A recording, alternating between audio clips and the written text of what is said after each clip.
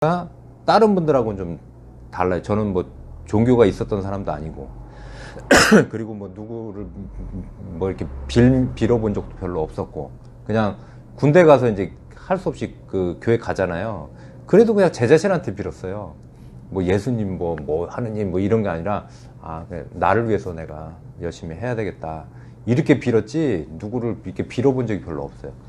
그래서 다른 분들에 비해서 이제 지방에 계신 분들이 좀 기복색이 강해요. 이 종교를 많이 접하다 보니까 이게 스승님만 따라가면 모든 게 해결될 것처럼 막 이렇게, 그리고 막 스승님만 보면 에너지 막 받는 것 같다 그러고 막 몸이 좋아졌다 그러고, 이게 되게 강하거든요, 성향이. 근데 저는 좀 그 공부를 좀 냉철하게 좀 하셔야 될 것 같아요. 그래서 내 자신을 위해서 하는 거거든요. 그리고 스승님도 저를 필요로 해요. 저도 스승님을 필요로 하지만, 스승님도 스승님 업을 다 소멸하기 위해서는 저희 같은 사람이 같이 함께 하지 못하면 할 수가 없어요. 그래서 당당하게 하는 거예요. 저도 스승님이 뭐 부른다고 해서 스승님 부르니까 가야지, 없어요. 저도 제가 가야 될 명분이 없으면 안 가고. 그러니까 저번 주에 오시잖아, 일로 전화해서 몇 시 근무 몇 시까지 하냐, 그럼 김포로 갈 테니까 그러면 식구들 몇 명 그냥 편하게 얘기할 수 있는 사람 좀 해라. 다른 사람들 뭐 부르지 말고, 법문 자리 아니니까 편한 자리를 하자. 그래서 김포까지 또 오시잖아요. 그러니까 굳이 내가 막 찾아다니지 않아도 스승님이 제 역할, 제 자리에서 제 역할 잘 하고 있으면 한 번씩 오셔요. 오셔가지고 잘하고 있다고 또 이렇게 기운 주시고 가시고. 그래서 좀 공부를 기존에 해왔던 방식에서, 이제 우리 뭐 김포 쪽이든 경기도에 계시는 분들은 지방 분들하고는 조금 달라요, 공부하는 스타일이. 서울 분들은 또 오히려 더 냉철해요. 지방은 기복이 강하고, 점점 이 밑으로 가면 갈수록 그런 성향이 되게 강해요. 신앙 쪽으로 가는 경향이 많고, 서울 쪽으로 올라오면 서울 사람도 웬만하면 그렇다고 해서 막 선생님 쫓아다니고 그런 거 없어요. 딱 봐서 내가 갈 자리면 가고, 거기서 내 공부할 거 하고. 그 경기도는 너무 또 냉철하지도 않지만 또 기복도 아니면서 중간에, 그래서 지방에 있는 분들이 가장 그 경기도에서 활동하는 거를 롤모델로 많이 삼으려고 해요. 저 사람들은 그래도 아예 정이 없는 것도 아니고, 그렇다고 해서 또 공부를 아예 뭐 기복하듯이 이렇게 하는 것도 아니고 그리고 어느 정도 냉철하게 하고 해서, 경기도에서 무슨 활동하고 그러면 이게 좀 전화해서 좀 여쭤보는 경우들이 많아요. 그래서 여기가 첨단 조직이고 저도 혼자 공부하면서 느낀 게 바로 그런 부분들이에요. 왜 그렇게 힘들었냐면, 그러니까 공부를 하다 보면 처음에는 저도 뭐 7강의, 10강의 이렇게 듣다 보면 한 달 들어보면 굉장히 무거워지는 게 느껴졌어요. 이게 보통 에너지가 아니구나. 굉장히 무겁구나. 그러니까 하루에 제 금기가 하루에 3강의 정도가 딱 맞다는 걸 알게 됐어요. 그 이상 무리해서 들으면 굉장히 무겁게 오고, 한 3강의 정도 들으면 그날은 참 굉장히 좀 컨디션도 그렇고 좀 이렇게 안정감이 없는데, 그 이상 욕심을 내면 굉장히 무거워지는 걸 많이 느껴요. 그리고 이게 기복일 수도 있겠다라는 생각을 좀 하게 됐던 것 같아요. 그러니까 혼자 많은 생각들을 했어요. 공부하면서 이게 어떤 것이 맞는 건가가 이제 3년 정도 지나니까 이게 잡히죠. 조금 방향이 잡히는 것 같아요. 네, 감사합니다. 고맙습니다. 죄송하지만 올해 어떻게 54세 말뜻만. 말뜻이구나. X세대시구나. 많이 건늙었습니다. 우리 X세대가 많이 활동하는 건 아시죠? 저 잘 모르죠. 선생님이 베이비 부모는 기운도 되게 크고요. 그렇지 달라요, 저희들하고는. 근데 공부들이 너무 안 돼 있어요. 그래서 선생님이 어떤 말씀 하셨냐면, 베이비 부모 이놈들 가르쳐갖고 뭘 해보려고 하니까 너무 안 되니까 얘들 보지 말고, 내가 베이비 부모니까 내가 너희들한테 그런 역할을 해줄 테니까 X세대 너희들이 한번 마음껏 부족한 거 있으면 나한테 따고 나를 보고서 한번 활동을 좀 해봐라 라고 얘기를 하셨어요. 그래서 X세대는 베이비 부모는 머리에 해당되고, X는 몸통에 해당되고, 디지털은 다리에 해당되고, 그런 얘기를 했거든요. 그러니까 베이비 부모는 말로만 해요. 이 머리로만 한단 말이에요. 실행을 잘 못해요. 근데 X세대는 몸을 움직여야 되거든요. 팔다리를 움직이면서 활동을 해가지고 그 자료를 만든 거를 베이비 부모한테 저희가 이렇게 하다 보니까 요런 연구를 해봤는데 요런 부분을 좀 다듬어 주십시오라고 하면 베이비 부모가 이제 그런 역할을 잘 하거든요. 그래서 그거를 잘 기획을 해가지고 위에 이제 기계식, 그 경제를 갖고 있는 사람은 기계식이 갖고 있잖아요.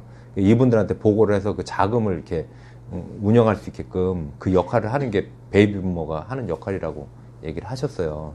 근데 아직은 베이비 부모도 뭔가를 어떻게 해야 될지 지금 아직도 방향을 잘 못 잡고 있어요. 그래서 X세대들이 이제는 뭔가 이렇게 막 라디오로 만들어서 칩도 만들고 막 이 연구하려고 하는 그 분위기들이 지금 많이 그 X세대들 사이에서 지금 많이 움직이고 있거든요. 저는 X세대가 제일 많은 걸 해야 된다는 네.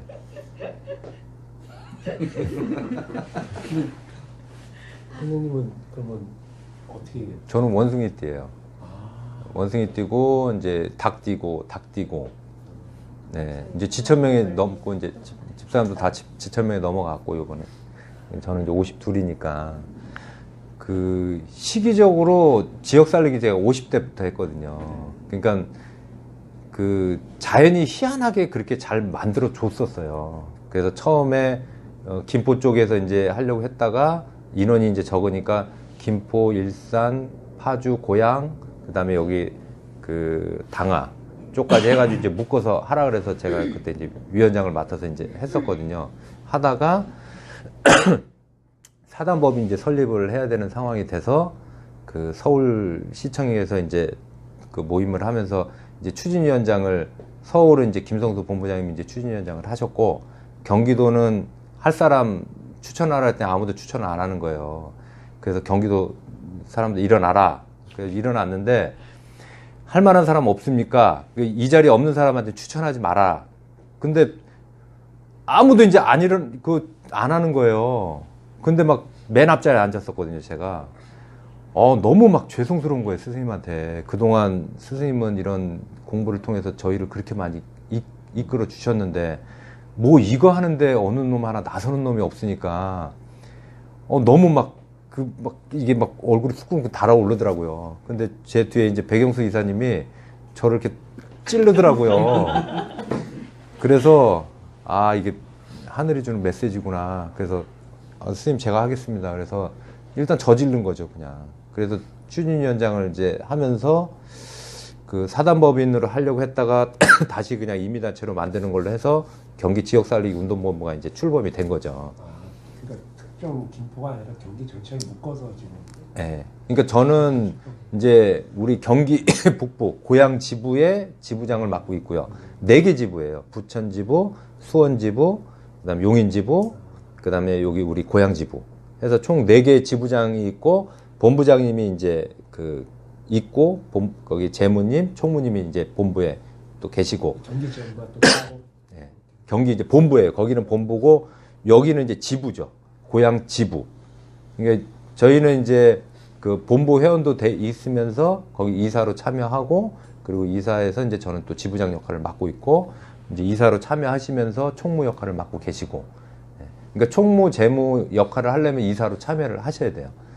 그래서 총무나 재무 이런 역할을 하려면 기본적으로 이제 본부에서 이사 역할을 해야 그런 이제 직책을 또 수행할 수가 있는 거죠. 그리고 본부 회원이 되려면 일단 입도가 기본적으로 또 돼 있어야 돼요. 그래서 입도도 참 궁금하더라고요. 그리고 궁금한 게 몇 가지가 있어요. 입도는 어떤 절차가 있는 건지, 그다음에 스승님은 진짜 실제 연세가 어떻게 되시는 건지,